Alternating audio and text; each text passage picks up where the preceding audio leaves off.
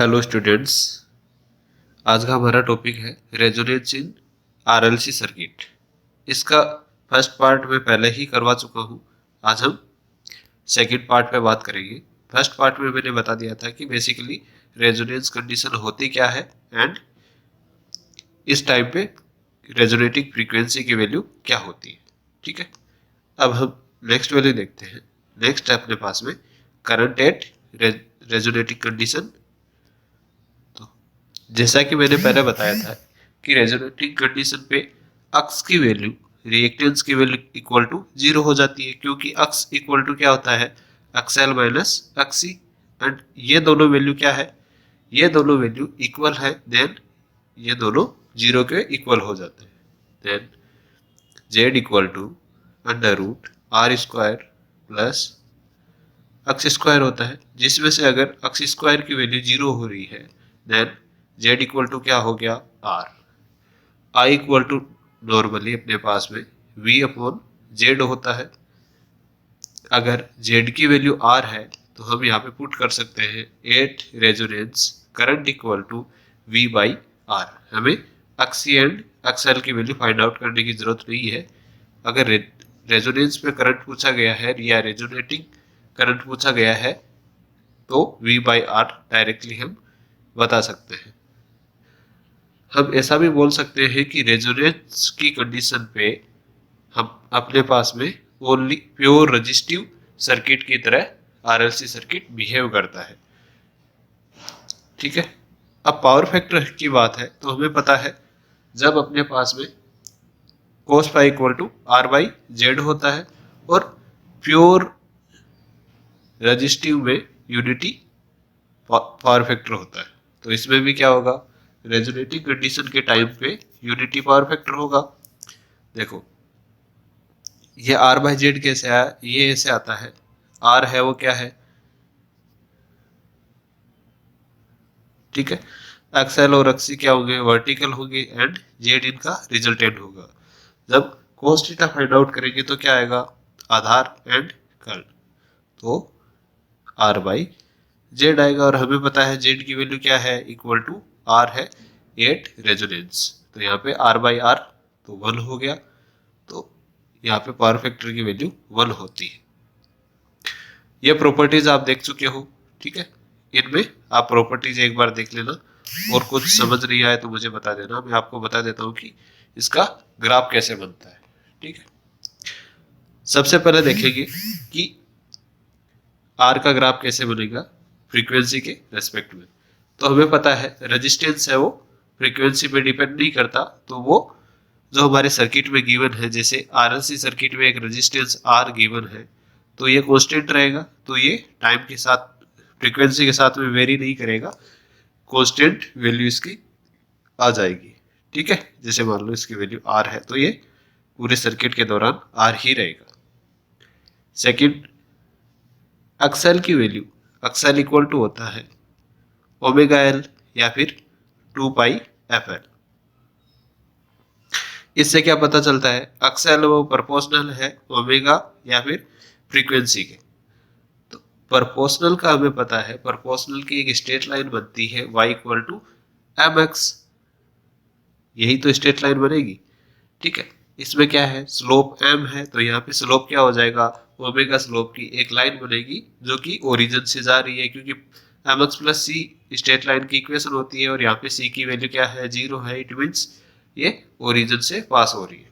तो ओरिजिन से पास होती हुई एक स्ट्रेट लाइन बनेगी, ये ओरिजिन है, जैसे एक स्ट्रेट लाइन बन गई, ये 0 है। ठीक है, ये किसका हो गया, एक्सएल का ओमेगा एल। ठीक है, ये ग्राफ आ गया। अब नेक्स्ट ग्राफ है अपने पास में अक्सी का। तो अक्सी का ग्राफ बनाने के लिए क्या करेंगे, अक्सी का ग्राफ बनेगा X C is inversely proportional to omega, क्योंकि अक्सी इक्वल टू होता है 1 अपॉन ओमेगा सी। ठीक है, तो इसका ग्राफ बनेगा इस टाइप से, यही होता है इनवर्सली प्रोपोर्शनल का ग्राफ। नेक्स्ट है, हमें क्या है, अक्सी का ग्राफ नहीं फाइंड आउट करना, हमें फाइंड आउट करना है एक्सएल माइनस अक्सी का। इट मीन्स यहाँ पे माइनस अक्स सी की वैल्यू फाइंड आउट करनी है। माइनस अक्स सी की वैल्यू अगर फाइंड आउट करनी है तो क्या करना होगा, इसको माइनस से मल्टीप्लाई करेंगे। देखो किसी भी ग्राफ को अगर आप माइनस से मल्टीप्लाई करते हैं उसका क्या हो जाता है, इन्वर्जन हो जाता है। इट मीन्स इसका ग्राफ कैसे आएगा, इस टाइप से, ठीक है। बट फ्रीक्वेंसी हमें पता है फ्रीक्वेंसी नेगेटिव नहीं होती। इट मीन्स इसका इन्वर्जन होगा किसके पर्सपेक्टिव में, अक्सी एंड एक्सल के पर्सपेक्टिव में, यानी कि इस हॉरिजॉन्टल एक्सिस के कंपेयर में इसका इन्वर्जन होगा। क्यों, क्योंकि फ्रीक्वेंसी नेगेटिव नहीं होती, तो इसका इन्वर्जन अपने पास में हो गया ऐसे, ठीक है। तो ये ग्राफ है वो कंसीडर होगा, ये ग्राफ कंसीडर नहीं होगा, ठीक है। फ्रीक्वेंसी नेगेटिव होती नहीं है, तो यहाँ पे क्या होगा, ये ग्राफ हो गया minus X of C, minus X का ये ग्राफ आ गया अपने पास में। देन ये ग्राफ अपने पास में माइनस एक्स सी का है, ठीक है। यहाँ पे चेंज कर लेना नोट्स में। अब हमें फाइंड आउट करना है अक्स का ग्राफ, अक्स इक्वल टू क्या होता है, X L minus X C. Then यहाँ पे देखो, यहाँ पे नेगेटिव वैल्यू है, negative this and add by this, तो हमारे पास ये ग्राफ आ गया। ये ग्राफ कैसे आया आपको पता चल गया होगा। देखो ये पॉजिटिव वैल्यू है, सिमिलरली इसकी वैल्यू नेगेटिव है, धीरे धीरे इसकी वैल्यू पॉजिटिव की तरफ आ रही है। इट मीन्स बट पॉजिटिव नहीं होगी इनफाइनाइट तक। तो यहाँ पे क्या है, इसकी वैल्यू धीरे धीरे कब नेगेटिव वैल्यूज है, तो यहाँ पे अक्सी क्या है, डिक्रीज होगा। अक्सी डिक्रीज होगा तो अक्स की वैल्यू क्या होगी, ऑटोमेटिकली इंक्रीज होगी, क्योंकि अक्सल की वैल्यू फ्रीक्वेंसी के साथ में इंक्रीज हो रही है। तो ये वैल्यू अगर इंक्रीज हो रही है, ये वैल्यू डिक्रीज हो रही है, इट मीन्स जो अक्स की वैल्यू है वो इंक्रीज होगी एंड हमारे पास ये ग्राफ आ जाएगा, ठीक है। तो ये ग्राफ हो गया अपने पास X equal to X L minus X C. अब देखो, अब हमें ग्राफ देखने हैं, first this and second is resistance, ठीक है। क्यों, क्योंकि अब हम जेड का ग्राफ बनाना है। जेड इक्वल टू क्या होता है, under root R square plus X square, ठीक है। यहाँ पे अपने पास रेजोनेटिंग कंडीशन है omega naught and F naught, ये हो गए रेजोनेटिंग फ्रीक्वेंसी, जहाँ पे अक्सल इक्वल टू अक्सी हो जाता है। तो अक्सल इक्वल टू अक्सी होने पे जो जेड की वैल्यू है वो कितनी हो जाएगी, आर के इक्वल हो जाएगी। तो ये तो हो गया रेजोनेंस। यहाँ पे देखो कंडीशन में इस जगह पे अक्स का होल स्क्वायर करेंगे, ठीक है। अक्स का होल स्क्वायर करेंगे तो इसकी नेगेटिव वैल्यू है, नेगेटिव वैल्यू है तो वो किस में कन्वर्ट हो जाएगी, नेगेटिव का होल स्क्वायर होगा तो वो पॉजिटिव हो जाएगी, पॉजिटिव होगी तो उसकी हायर वैल्यू मिलेगी इस जगह पे, फिर लेस फिर लेस फिर लेस। तो ये ग्राफ अपने पास ऐसे बनेगा, ठीक है। सिमिलरली जब फिर से इंक्रीज होगी पॉजिटिव में, उसका होल स्क्वायर करेंगे तो इंक्रीज होती रहेगी, और इस जगह एक्सएल एंड एक्ससी की वैल्यू 0 है, तो यहाँ पे ओनली जेड की वैल्यू आर के इक्वल हो जाएगी and this is graph of Z, ठीक है। समझ आ गया। अगर करंट का कर्व बनाना है तो आप हमें पता है कि करंट जैसे जैसे इनवर्सली प्रोपोर्शनल होती है किसके, आई के। जैसे जैसे करंट इंक्रीज होगा जेड डिक्रीज होगा, या जेड इंक्रीज होगा तो करंट डिक्रीज होगा। तो यहाँ पे क्या है, जेड है वो डिक्रीज हो रहा है, इट मीन्स करंट है वो इंक्रीज होगा। एंड जहाँ पे जेड की वैल्यू मिनिमम है इक्वल टू आर है रेजोनेंस के टाइम पे, तो करंट मैक्सिमम होगा। एंड सिमिलरली जैसे जैसे जेड की वैल्यू इंक्रीज होगी करंट डिक्रीज हो जाएगा, और इम्पीडेंस की हाईएस्ट वैल्यू पे करंट की मिनिमम वैल्यू रहेगी। तो ये अपने पास में current curve and impedance curve आ गए। इसमें कोई भी डाउट हो तो मेरे से एक बार डिस्कस कर लेना टेलीग्राम ग्रुप पे, या आप पर्सनल चैट करना चाहो तो पर्सनल कर लेना, ठीक है। इस सर्किट में एक कंडीशन बन रही है, जैसे जब सर्किट यहाँ पे है तो यहाँ पे क्या है कैपेसिटिव वैल्यू हाईएस्ट है और इंडक्टर की वैल्यू क्या है, 0 है। अक्सर यहाँ पे 0 है बट अक्सी क्या है, इनफाइनाइट है, क्योंकि 1/ओमेगा यहाँ पे 0 की जगह इनफाइनाइट हो गया। तो यहाँ पे क्या होगा, यहाँ पे कैपेसिटिव होगा। सिमिलरली इस वैल्यू तक, यहाँ तक देखो, इस जगह तक क्या है, अक्से की वैल्यू अक्सेल से हाई रहेगी। अक्सेल से हाई रहेगी देन यहाँ से यहाँ तक क्या रहेगा, कैपेसिटिव सर्किट कैपेसिटिव रहेगा। सिमिलरली इस पॉइंट पे क्या रहेगा, प्योर रजिस्टिव रहेगा, क्योंकि अक्सेल इक्वल टू अक्सी हो गया है। इस कंडीशन के बाद, रेजोनेंस कंडीशन के बाद, अक्सेल जो वैल्यू है ये तो इंक्रीज है बट अक्सी की वैल्यू है वो टेंस टू 0 हो रही है। इट मीन्स अक्सी की वैल्यू अक्सेल से कम है, तो ये बात है वो हो गया इंडक्टिव। तो ये कैपेसिटिव हो गया और ये इंडक्टिव हो गया, और जो हमारे बीच में है वो प्योर रजिस्टिव वर्क करता है, और यही अपने पास में रेजोनेटिंग कंडीशन है। ठीक है, नेक्स्ट है क्वालिटी फैक्टर। क्वालिटी फैक्टर हम फाइंड आउट करते हैं ratio of voltage across reactive element and applied voltage के साथ में। वो वोल्टेज VL भी हो सकता है एंड VC भी हो सकता है। ठीक है, तो जब हम VL से फाइंड आउट करेंगे तो VL इक्वल टू क्या होता है, ओमेगा नॉट L, एंड जब हम VC से फाइंड आउट करेंगे तो अपने पास में हो जाएगा, जब VC की वैल्यू पुट करेंगे तो उसकी वैल्यू अपने पास क्या होगी, 1/ओमेगा C। ठीक है, तो ये क्वालिटी फैक्टर के दोनों अपने पास में वैल्यूज आ गई। क्वालिटी फैक्टर डिफाइन करता है आपके वोल्टेज एलिमेंट को, जो रेशियो है अप्लाइड एंड रिएक्टिव एलिमेंट का जो वोल्टेज ड्रॉप है उसके इक्वल। आपको पता है कि वोल्टेज ड्रॉप है वो कैसे फाइंड आउट करते हैं, देखो इस इक्वेशन में LdI/dt equal to VL and VC equal to integration of I of dt। ये मत यूज करना, क्योंकि इंटीग्रेशन इस पार्टीशन में हमें इक्वेशन नहीं गिवन होगी, हमारे पास फ्रीक्वेंसी गिवन होगी। इसमें फ्रीक्वेंसी से हम क्या फाइंड आउट कर सकते हैं, अक्सेल और अक्सी। अगर हमें ओनली C गिवन है, कोई इंटरवल गिवन है, तो हम ये फॉर्मूला यूज करेंगे, बट बेसिकली हमें फ्रीक्वेंसी गिवन रहेगी। ऐसे क्वेश्चनों में तो फ्रीक्वेंसी अगर गिवन है तो अक्सेल और अक्सी इजीली फाइंड आउट कर सकते हैं। तो अगर रिएक्टेंस हम फाइंड आउट कर सकते हैं तो हम ये दो फॉर्मूले यूज नहीं करेंगे। ये इन फॉर्मूलों से हमारे पास में इजीली आंसर आ जाएगा।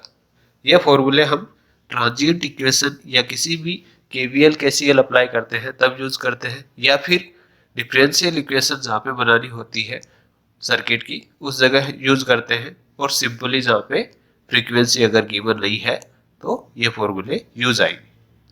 ठीक है, नेक्स्ट देखो, अगर मान लो आपको बैंडविड्थ फाइंड आउट करनी है, तो जैसा कि हमने ग्राफ बनाया था अभी, ये ग्राफ ये किसका था, करंट का ग्राफ था। सिमिलरली एज ए करंट के ग्राफ के अकॉर्डिंग ही पावर का ग्राफ आएगा। जैसा कि हमने ग्राफ बनाया है करंट का, ठीक है, ये क्या है, जस्ट अपोजिट इम्पीडेंस के। अब बैंडविड्थ क्या होती है, बैंडविड्थ होती है जहां पे I2 लेके I/√2 तक जो फ्रीक्वेंसी की वैल्यू है ये अपने पास में बैंडविड्थ है। मैक्सिमम वैल्यू कहाँ पे होगी, मैक्सिमम वैल्यू होगी रेजोनेंस के टाइम पे। अगर रेजोनेटिंग फ्रीक्वेंसी पे मान लिए कि अपने पास में करंट I0 है, then bandwidth between I0/√2 to I0/√2 दो जगह आएगा। तो ये अपने पास में क्या होगी, बैंडविड्थ ऑफ रेजोनेटिंग सर्किट होगा। ठीक है, तो हमें क्या करना है, हमें फाइंड आउट करनी है frequency F1 and F2। Resonating frequency अभी फाइंड आउट की थी हमने पहले, F इक्वल टू क्या था, 1/2 पाई √L ऑफ C। या ओमेगा इक्वल टू 1/√LC। इन दोनों में ये डिफरेंस है कि फ्रीक्वेंसी जब हर्ट्ज में गिवन है तो ये फॉर्मूला यूज करना है, और अगर फ्रीक्वेंसी रेडियन बाय सेकंड में गिवन है तो ओमेगा यूज करना है। ठीक है, हमने मान लिया कि जैसा करंट का ग्राफ है वैसा ही हमारा पावर का ग्राफ होगा, क्योंकि V इंटू आई क्या होता है, पावर होता है। तो हमारे पास में V हमने DC ले रखा है तो V तो कांस्टेंट रहेगा, तो पावर है वो एज ए करंट बिहेव करेगा। जैसे करंट बिहेव कर रहा है उसी टाइप से पावर बिहेव करेगा, क्योंकि किसी भी ग्राफ को अगर आप मल्टीप्लाई कर देते हैं तो कांस्टेंट से मल्टीप्लाई करते हैं तो उसके एम्पलीट्यूड में चेंज आ जाता है, बट ग्राफ सेम ही रहता है, उसकी कैरेक्टरिस्टिक्स सेम रहती है। अब देखो हमारे पास गिवन है कि अक्स की वैल्यू हाफ पावर फ्रीक्वेंसी है। ठीक है, अक्स की वैल्यू अक्सएल माइनस अक्सी लेते हैं हम। ठीक है, अक्सएल माइनस अक्सी, देन अक्सएल को क्या लिख सकते हैं, ओमेगा एल, एंड अक्सी को लिख सकते हैं 1/ओमेगा सी। यहाँ पे देखो अगर फर्स्ट प्रायोरिटी में देखें तो हमने जैसे पहले देखा था कैपेसिटिव लोड है, कैपेसिटिव लोड है, देन क्या आ जाएगा, वो पॉजिटिव आ जाएगा। और जब वो दूसरी साइड में होगा F2 पे होगा तो क्या आ जाएगा, इंडक्टिव लोड, और वो नेगेटिव हो जाएगा। ठीक है, तो ये पॉजिटिव और नेगेटिव वाले साइन का आपका ध्यान रखना है। ठीक है, अब देखो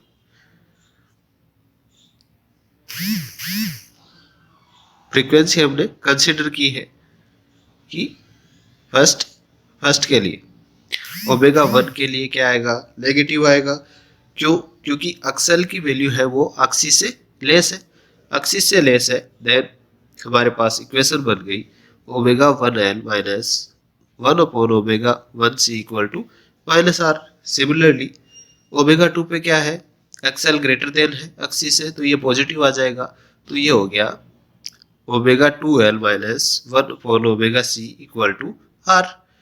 तो बोथ इक्वेशन को जब हम ऐड करेंगे, ऐड करने से क्या आएगा, ऐड करने से दोनों इक्वेशन को ऐड करो, हमारे पास में ये इक्वेशन आ गई, एंड R से R कैंसिल आउट हो गया।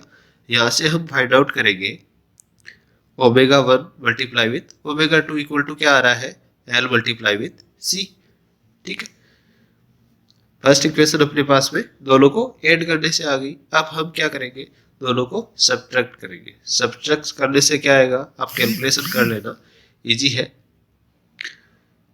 घटाने से क्या होगा, ओमेगा 2 माइनस ओमेगा 1 की वैल्यू हमारे पास आ गई R/L, और हमें पता है कि ओमेगा 2 माइनस ओमेगा 1 ही बैंडविड्थ है, क्योंकि बैंडविड्थ होती है दो फ्रीक्वेंसी के बीच के वैल्यूज। तो यहाँ पे ओमेगा 2 और ओमेगा 1 के बीच की वैल्यू ही हमें फाइंड आउट करनी थी, या फिर F1 और F2 के बीच की वैल्यूज फाइंड आउट करनी थी।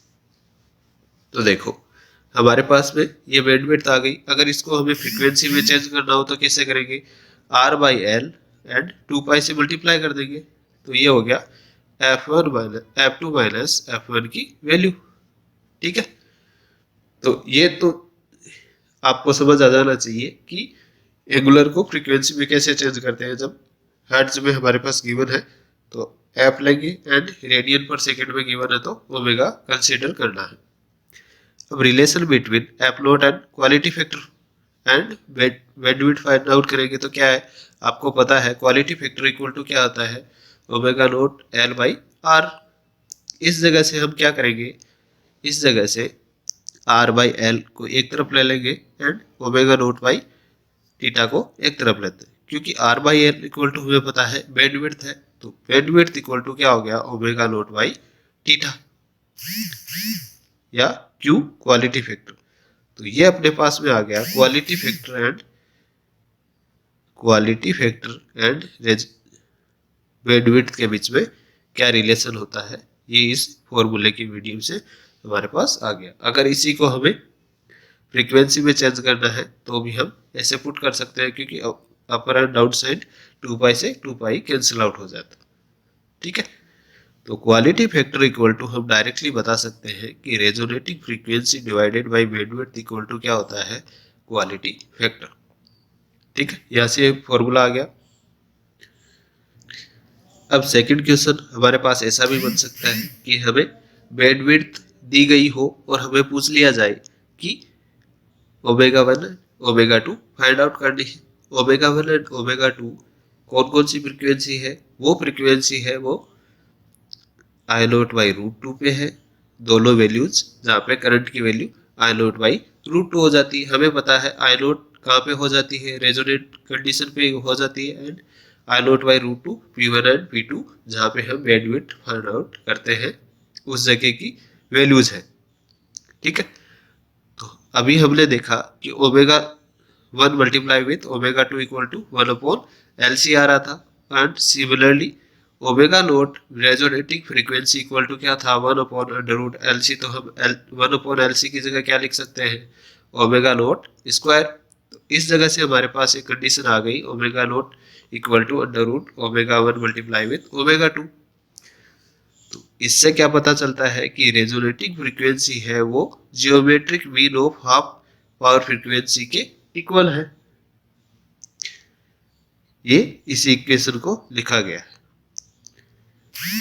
अब आगे हमें पता है बैंडविड्थ इक्वल टू क्या है, ओमेगा 1 माइनस ओमेगा 2 या del omega equal to R by L है। तो यहाँ पे हम वैल्यूज पुट करते हैं ओमेगा 2 एंड ओमेगा 1 की। यहाँ पे वैल्यूज पुट करने से ओमेगा 2 की वैल्यू पुट करते हैं, तो ओमेगा 2 की वैल्यू ओमेगा 1 की टर्म में पुट करने से हमारे पास क्वाड्रेटिक इक्वेशन आ गई ओमेगा 1 की टर्म में। तो यहाँ से हम ओमेगा 1 को फाइंड आउट कर सकते हैं। तो ओमेगा 1 को श्रीधराचार्य से फाइंड आउट कर लिया। ठीक है, आपके पास ओमेगा 1 आ गया। सिमिलरली इसी से अगर आप पॉजिटिव की जगह नेगेटिव साइन रख देंगे तो क्या हो जाएगा, तो फ्रीक्वेंसी हमारे पास ओमेगा 2 आ जाएगी। क्यों, क्योंकि ये दोनों आपस में सेम डिस्टेंस पे अवेलेबल है ओमेगा से। क्यों, यहाँ पे देखो आई नोट की वैल्यू है आई नोट बाई रूट 2, यहाँ पे कितना है आई नोट है। तो सिमिलर जितना टाइम इधर लगेगा उतना ही टाइम क्या है इस तरफ है। तो दोनों फ्रीक्वेंसी क्या हो गई, दोनों फ्रीक्वेंसी इससे सेम डिस्टेंस पे है ओमेगा नोट से। ऐसा हम लिख सकते हैं कि omega naught minus omega 1 equal to क्या हो जाएगा, ओमेगा 2 माइनस ओमेगा नोट, क्योंकि दोनों सेम डिस्टेंस पे है। तो इसीलिए क्या हो गया, पॉजिटिव साइन। ठीक है, पॉजिटिव साइन उसके लिए हो गया और नेगेटिव से हम पुट करते ही आपके पास में ओमेगा 2 फाइंड आउट हो गया। आप इसको कैलकुलेशन करके भी फाइंड आउट कर सकते हैं। ठीक है, अब देखो ओमेगा 1 ओमेगा 2 यही वैल्यूज हमें फाइंड आउट करनी थी, ये वैल्यूज हमारे पास आ चुकी है। एंड इसको वेरीफाई करने के लिए हम ये इक्वेशन फिर से फाइंड आउट कर सकते हैं। ओमेगा 1 माइनस ओमेगा 2 करते ही ये दोनों टर्म्स आपस में कैंसिल आउट हो जाएगी एंड दोनों ऐड होंगे तो 1/2 R बाई L हो जाएगा। ठीक है, 1/2 1 हुआ एंड R बाई L अपने पास में रिमेनिंग रह गया। तो ये कुछ अदर फॉर्मूले हैं जो भी आपको याद कर सकते हो, क्योंकि इनके बेसिस पे भी कुछ क्वेश्चंस आते हैं। ठीक है, आपके पास में थ्योरी कंप्लीट हो चुकी है। जो भी आपके पास रेजोनेंस की थ्योरी है वो कंप्लीट हो गई है। आपको न्यूमेरिकल्स में से 12th में भी किए होंगे और आपको एक बार ये जो न्यूमेरिकल्स है उनको सोल्व करना है। अगर इनमें किसी में आपको डाउट आए तो एक बार जो ऑफलाइन क्लासेज होगी उनमें डिस्कस कर लेंगे जो भी आपको डाउट आते हैं, या फिर आप टेलीग्राम ग्रुप पे मुझे क्वेश्चंस राइज कर सकते हैं। ठीक है, थैंक यू।